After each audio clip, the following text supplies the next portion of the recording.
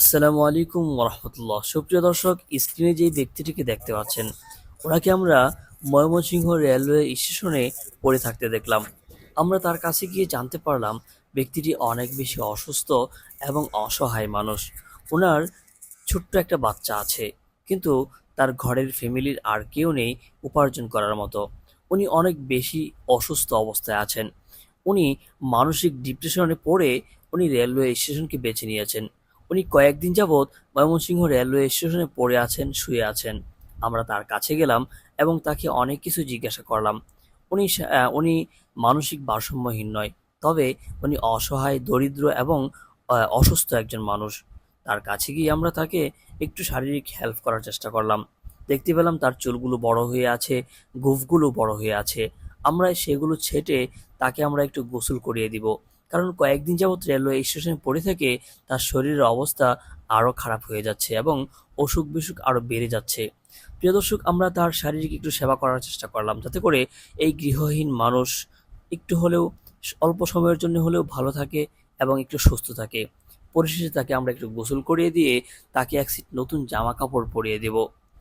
প্রিয় দর্শক, দেখতে পাচ্ছেন তার মাথার চুলগুলো কেটে দিচ্ছি। আমরা একেবারে মাথার চুল কাটতে কাটতে একেবারে শেষ পর্যায়ে আছি।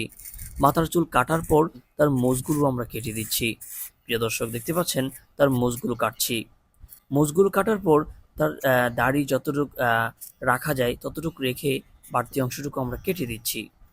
তারপর আমরা তাকে ভালোভাবে গোসল করিয়ে দিব।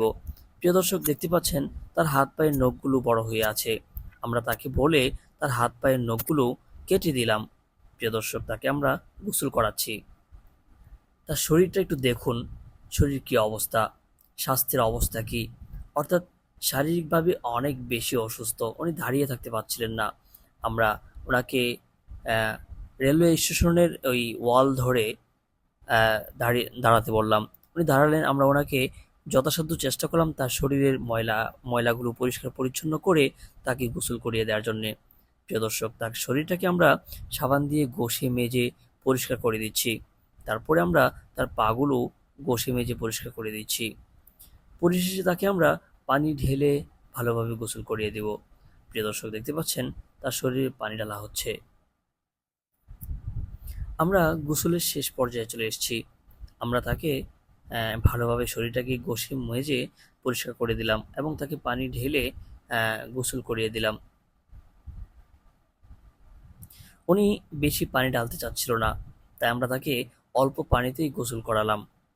এখন আমরা তাকে তার শরীরটা মুছে দিচ্ছি। মুছে দেওয়ার পর তাকে এক সেট জামা কাপড় পরিয়ে দিব। প্রিয় দর্শক, তার শরীরটা মোছা শেষ হওয়ার পর আমরা সেই কাজগুলো করছি। দেখতে পাচ্ছেন আমাদের অ্যাক্টিভিটিগুলো। প্রিয় দর্শক, আপনার বাড়ির আশেপাশে এই ধরনের মানুষ থেকে থাকলে অবশ্যই চেষ্টা করবেন তাদেরকে অবহেলা না করে, তাদেরকে পরিষ্কার পরিচ্ছন্ন করে একটু সহযোগিতা করার জন্যে, যাতে করে তারাও একটু ভালো থাকে।